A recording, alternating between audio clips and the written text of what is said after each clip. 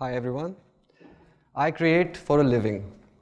I create many things, from paintings, drawings, I design logos, I design experiences. And it has all been possible through a simple process of understanding what is it that I'm good at and what is it that I need to work on. I've been a visual artist for the past decade. 10 years ago, I made my first painting and I've never looked back since. Growing up, as a kid, I used to love drawing and scribbling on notebooks. I remember a time where I used to take newspaper and magazine cutouts and try to replicate them by drawing same kinds of grids on a notebook and trying to copy them block by block. But as years passed, board exams came around the corner and that scribbling enthusiast in me was now dormant. It was the summer of 2008. I was in the 4th semester of my engineering degree in Bangalore, and I had just failed the subject. That feeling of complete devastation was seeping in, and I had never experienced something like this before. It was mostly because of the fact that I was academically a decent student, good at maths, that's why I used to draw grids. And failing a subject like this was like getting the feeling that my career was like tainted forever. And this is something that I could not positively pursue without having a shorthand. College placements were around the corner, and it felt like I was setting myself up for a losing spot in a rigged rat race. It was a slow realization, but it was becoming very, very clear to me that now is the time to make a great and extreme change in the way I imagine my future. I was still scribbling things in my free time, or when I'm bored during class. But I had never really given painting a try.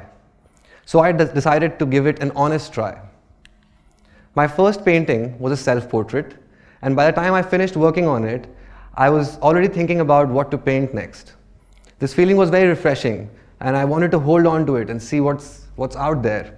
And the next few weeks, I made some more works, trying to explore colors, stroking away my time, spending hours, and sometimes days in solitude. It was gradually becoming clear that this was what I wanted to do. This was what I wanted to dedicate the better part of my life working towards. However, where do I go from here? What do I do to sort of hold on to it, get better at it, improve over life? So here comes the obstacles. Pursuing the field of art is a very humbling experience, especially in India. Most of us are oblivious to learn constructively about it. We fail to value intellectual property, and this hampers business. Historically, we are tuned to serve and not to create, and this reduces our imagination to just innovation, jugaad, and not invention. This compromises longevity over immediate benefits. And as children, we constantly bombarded with such conformed recipes of the incessant need for bookish knowledge, which might just be obsolete, and with no regard for practice and research. As teachers, we discourage critical thinking discourse. I'm sure that's not true here, but that's true in most places around the country. As parents, we substitute our child's creativity with conformed recipes about what a good life is, what a good career is.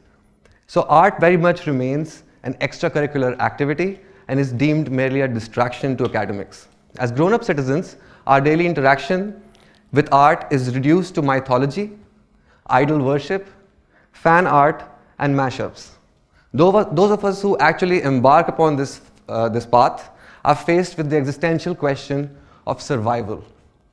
And due to lack of information and infrastructure, opportunity, artists find themselves at the short end of every deal because they have not learned these things growing up. It has not been told to them to do it a certain way, or it has not been taught to them in a certain manner. And this is why we fail to value our own intellect and hamper our own intellectual property. This, in turn, hampers our soft power. Repeated encounters of such nature dishearten an aspiring artist to look elsewhere, and then art becomes a glorified hobby. This is a trend that I was seeing, and this was something that I was witnessing as I wanted to explore more. I spent hours and hours looking at how other artists develop their work. Because there was no other resource, I had to look online. And internet happened to be a great place where you have so many free resources that you don't need an institutional education to grasp a specific skill or a specific talent. It is all out there for you to learn. I read countless blogs about how artists write about their work, how they try to present it, what kind of tools do they use, what journey that have they been through. And from hindsight, it all looks like it's the same story, but everybody has had their own way of approaching their own work. Nobody is an artist by just making paintings or drawings. Everybody has an entire repository of skill set. It was becoming clear to me that a good work of art deserves to be photographed well. And so I had to learn photography. This is one of many skills I've had to impart within my own skill set in order to become a better artist. A good work of art must be photographed well. That's common sense. If it's not photographed well, everyone who's going to have a look at it will be looking at it from a different light, maybe blurry imagery, and it's not going to improve your workflow, your presentation, because ultimately your work is going to represent itself as a body of work amongst other works. And so there has to be some form of uniformity that you bring to the table. This uniformity does not come from just doing one kind of thing. When the work of art is finished, there is so much more to be done in order for it to be out there. Photography allowed me to understand concepts of lighting, focus, aperture, things like that, and in turn helped me understand how the camera works. And that helped me understand how our own eyes perceive light and how they interact with each other. This was the first time I realized that learning something with a sense of purpose, with a sheer sense of curiosity, has a much longer impact than spoon-fed education. If you learn something to get from point A to point B, that's great. But if you're learning something and you're not putting that to practice, then it's a complete waste of time. Getting to point B is an extremely important activity and should be the prime purpose of learning anything. I was talking about this with my roommate back then at the coffee shop where there was some wall art being hung and displayed.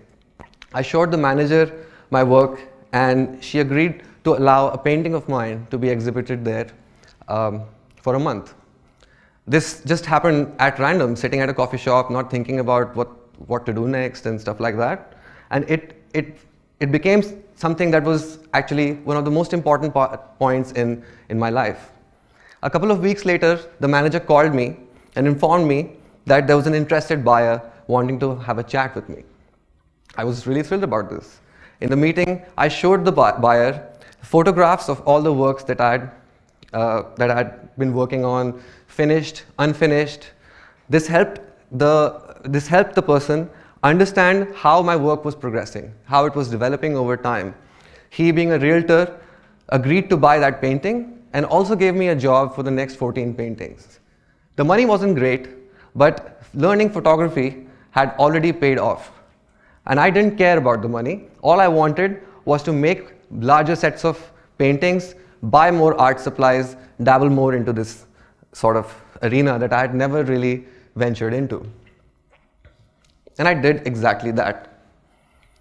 All this was great for that time, but it just wasn't enough. I was still being considered an engineering student who has art as a hobby. This had to change, and this had to change fast. The 6th semester was closing in, and I had no plan for life after engineering. I wanted to learn art professionally and be an artist that once did engineering as a hobby. I wanted to pursue masters in fine art. After going through several career counseling sessions, it became clear that absolutely no universities in India are willing to entertain applicants that had no prior background in art. When I looked at universities abroad, options were flexible. It wasn't mandatory for someone to have a graduate's degree in order to pursue post-graduation, but it definitely helped. I discovered that one has to have a solid body of work, a few published exhibitions, a referable clientele, and this became my new bucket list. For the next couple of semesters, I was studying for my engineering, but I was also working on this. This bucket list had to be completed in order for me to pursue this future. I spent the next few months getting these things done one by one, and meanwhile I started making a list of locations and universities where I'd be eligible to apply. I remember a time where I had exams in the morning, and then I had an exhibition in the afternoon, and then that went on for a whole week. So it was amazing. I loved every bit of it. Nothing could be ignored. Everything was necessary. Education has always been more than a means to a job for me, and it should be for you too. Education is about learning, and learning never stops in life. Those who feel that they know it all and have no room to learn new things, I believe it's the beginning of the end for them. They have stopped watering the plant. The plant will die and get replaced with something else. That is the birth of automation. A job, however, is merely a byproduct of the skills and knowledge one acquires. Jobs will eventually become obsolete, and one will be made redundant, and this cycle will always keep going. What you have left with you is the things you have learned and how you can put that into practice to make your workflow better, to make it faster, to make it smarter, and so you have to be up to date, you have to upgrade yourself. I remember telling myself that I've given 10 years to science, let's give the next 10 years to art. I completed my bucket list and I applied to 12 universities in the UK. I got rejected from 9 of them on the basis that I had no prior background in art, and I got accepted in 3, out of which I chose the one that happened to be in London. My performance in engineering also helped me secure a scholarship, which kind of convinced my parents a little bit, which helped. We often feel that if we have someone to guide us in the right direction, it will solve all of our problems. This is simply not true. Experience breeds stiffness. The things that were applicable yesterday may not be relevant today. In fact, they might be even counterintuitive. Instead of focusing on touching feet, focus on touching minds.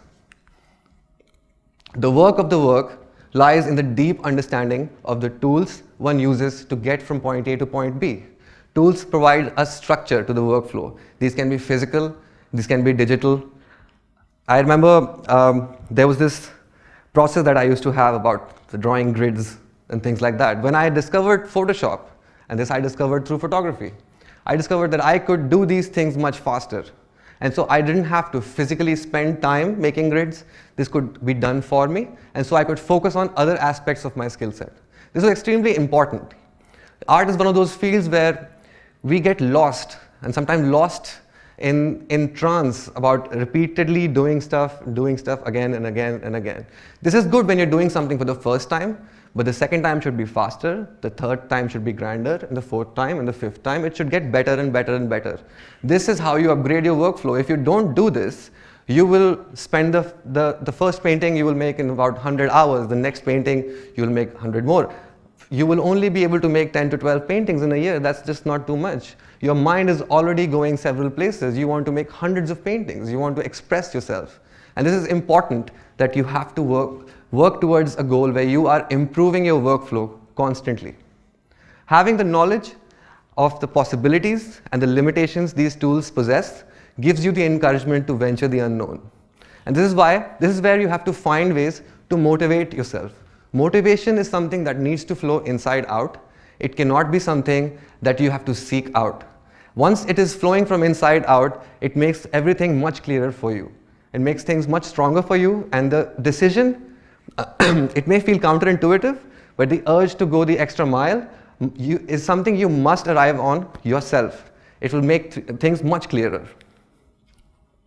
I have always been infatuated by the relationship between the subject and the viewer. The pursuit of my work is to make this relationship more and more engaging and interactive, with something that's versatile and at the same time it's personal. Ultimately, it's about bringing that one image to life. That image could be a painting, it could be a picture, it could be a video, it could be a render. The goal here is to make something that truly provokes the viewer to interact. And I consider all my work somewhat incomplete. They are all in sort of a transition. This is because when I started painting, there were a limited number of tools present in front of me that I used to build my work. As time has passed, I have come to realize that new tools are out there, and now the previous works have the opportunity to be shown in new light. This is how you are seeing interpretations of Van Gogh and Picasso in galleries where artists are recreating their worlds in different ways. And this is very important, I feel, for my workflow as well, where if I am able to recreate something that I did maybe 5 years ago in a totally different format, it adds longevity to that artwork. The physical act of creating that artwork may be complete, but its digital life is just beginning. So this is a very important part that I've discovered in my workflow. Over the years, I've noticed that there's been a cognitive shift in the way I think about work, life, career, and passion. There's the hard way, there's the smart way, and there's the logical, and then there's the emotional. Some parts are repetitive and mundane, while others require the technical know-how. This is where automation can make creativity productive. I think of technology and art in the same way I think about the viewer and the subject relationship. Both change roles and inspire one another to be more and more outrageous. I approach all my work with a sense of longevity and scale in mind. And keeping this in mind, I'm now working towards creating more and more immersive experiences where in the beginning when I was drawing grids, I'm now drawing cubes. Before it was a canvas that used to be the boundary, and now the boundary is something that I get to define myself. So it has really expanded my toolkit. The career you want to have, the job that you're good at, the work you will love doing, has probably not been invented yet. You could even be the one who invents it. All you have to do is be passionate and pay attention. Thank you.